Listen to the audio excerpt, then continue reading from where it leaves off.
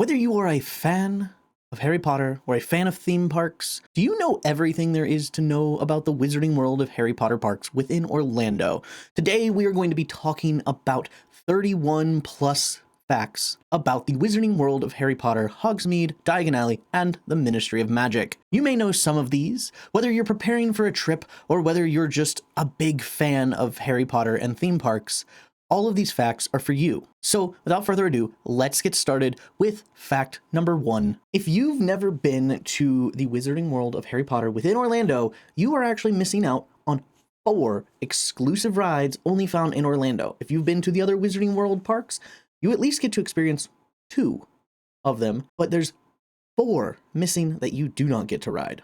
And those are the Hogwarts Express, both ways from Diagon Alley to King's Cross to Diagon Alley, the Escape from Gringotts, which only takes place within Diagon Alley, which is only in Universal Studios Orlando, Hagrid's Magical Creature Motorbike Adventure, which is only exclusive to Islands of Adventure, even though the other 2 iterations of Hogsmeade are also of the same area. And finally, the new Epic Universe Harry Potter and the Battle at the Ministry, which of course can only be found at Epic Universe. But as you are riding one single ride that is in every iteration of Wizarding World of Harry Potter Hogsmeade, you have to think this was an original ride for Islands of Adventure. It has been a little bit rethemed. It was once called the Flying Unicorn, but then was rethemed to Flight of the Hippogriff, which then was remade in the other Wizarding World of Harry Potter Hogsmeade iterations. If you do take your wand to Epic Universe and hit all of the magical wand spots, you will come across many different fantastic beasts. I won't tell you where to find them, but I will tell you which ones to look for. You're going to be looking for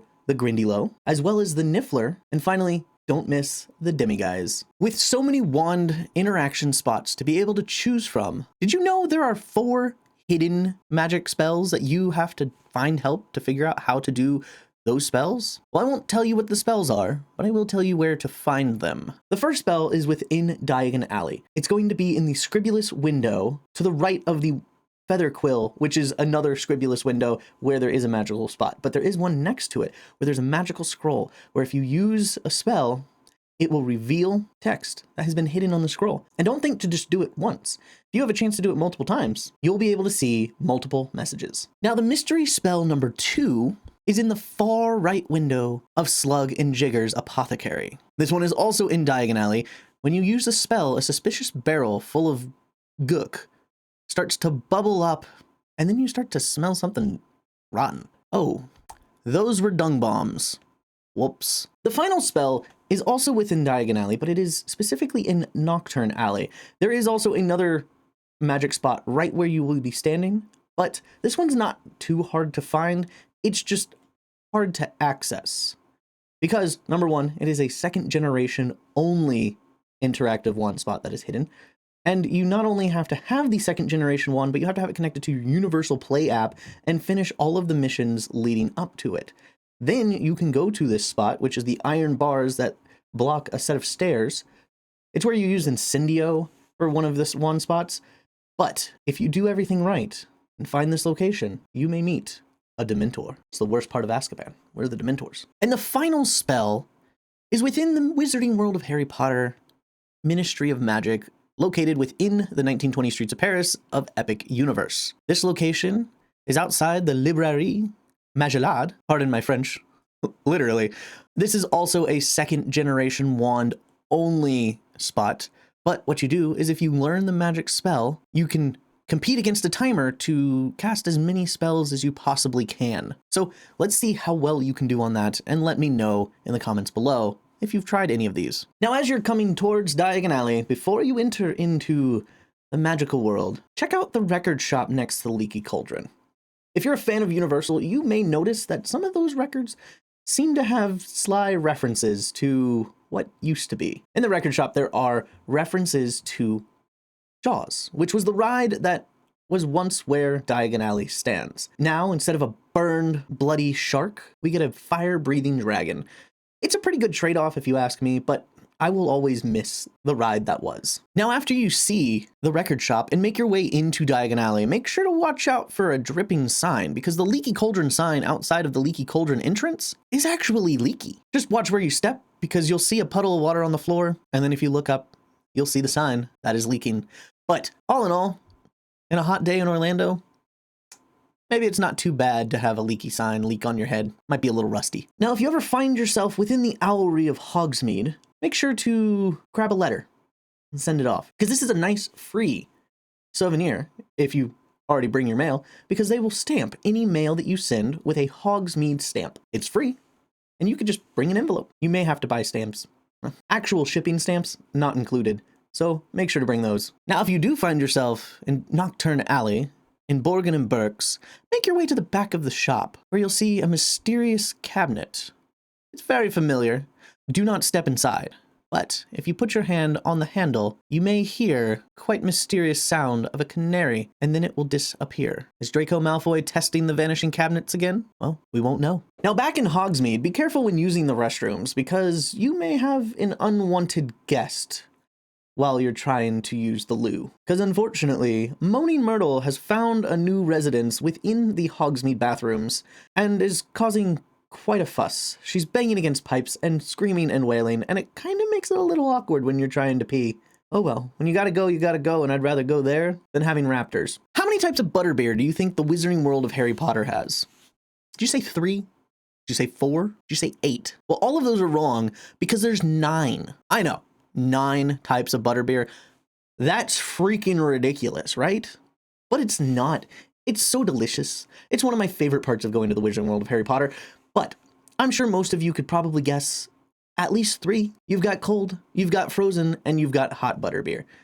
Those are the 3 that everybody knows. But did you know there's 3 different types of butterbeer ice cream? Because I definitely didn't before doing this. I knew of at least 1. I didn't realize they were 2 different types of ice cream. When you go into Florian and Fortescue's, you can order not only butterbeer ice cream in a cup, which is scooped ice cream, but you can order it in a cone, which is soft serve. So that's 2 different types of butterbeer. What's the 3rd? Well, introduced recently with the butterbeer extravaganza month that they were having at Universal, and may stay, we're not sure, is the butterbeer flavored ice lolly. So a butterbeer popsicle. I know it's not exactly ice cream, but it's a frozen treat. And a treat it truly is. Now the last 3 are some of the more unique types of butterbeer, because it makes sense. You have liquid butterbeer. It's easy to turn it into a creamy dessert. But speaking of creamy dessert, we also have the butterbeer potted cream, which is basically just a butterbeer pudding, but it's delicious. And you can't tell me otherwise. The other 2 are the butterbeer fudge, which has been there since day 1. It's delicious. It's a lot, but so is fudge in general. Have I eaten a whole block of butterbeer fudge? Yeah, I have. Am I ashamed of it? No, I'm not. But one of the newer additions is the butterbeer crepe. And if you think the butterbeer fudge is a lot, the butterbeer crepe is so rich and decadent. Did you know that strawberries went well with butterbeer?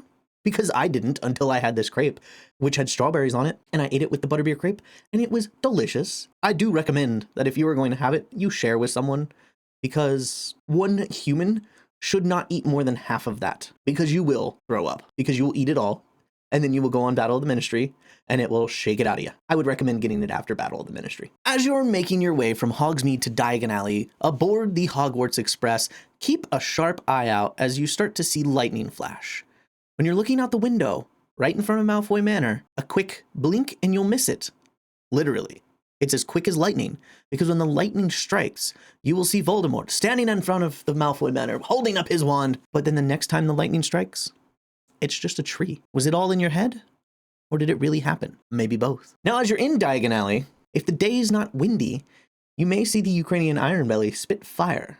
But I will let you know, check the weather and talk to the cast members that are around to make sure that the Ukrainian Ironbelly is going to shoot off fire, because you do not want to waste your precious time within the parks waiting for a dragon to spew fire who chooses not to. You cannot make your schedule around a dragon. A dragon makes its schedule around whatever it feels that day. And if it's too windy, they do not let it shoot off fire because it is too close to the buildings. And if you're fans of the movies, which I assume you probably are, and want to see actual movie props, make sure to make your way over to Madame Malkin's, where you can see actual costumes worn within the Harry Potter movies. They have many of the actors' dress robes and dresses that were worn within the movies. You have Hermione's Yule Ball dress. I think Fleur Delacour's dress is also in there. So make sure to check it out, because those are real props. that you can't see anywhere else. Now, as you're eating in the Three Broomsticks in Hogshead Inn, keep an eye in the rafters, because you may see shadows moving. But don't be worried, those are just the house elves cleaning up. You know, house elves don't really like to be seen. A sign of a good house elf is no house elf. But if you actually want to get a glimpse of the face of a house elf, make sure to head over to 12 Grimald Place and just look in the window, because every so often, Creature will stick his pointy little nose out of the window and just glare at the people down in the street. He does not like those muggle bones. And while we're on the topic of hidden magical creatures, make sure to look up while you're in the magical menagerie. You might be able to catch a glimpse of the crumpled horn snorkack, the elusive creature that Luna Lovegood always seems to be talking about. This one's quite obvious, and I'm sure somebody will say this is not really a fun fact, but to those of us who are true fans, we get excited when we get to go to magical locations that we see in the movies. And throughout the parks, there are so many different small locations that are places that we've seen within the movies. Diagon Alley as a whole is just breathtaking on your first entry, sometimes on your third or fourth or 19th. You know, it's so crazy how good it looks, as well as the new Epic Universe, walking into the Ministry of Magic. 1920s Paris, cool. I don't have an attachment to that.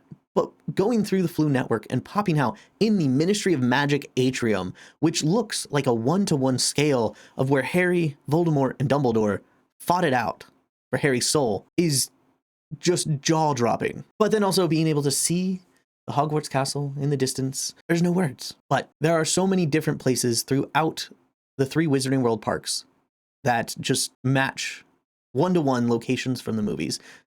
So make sure to check them all out and find your favorite one. Now, on the topic of locations, let's talk about the wands that surround the portal into 1920s Paris from Epic Universe. So the Chronos portal that you enter into to get into the Wizarding World of the Ministry of Magic has wands all along the sides. Specifically, it has 9 different wands.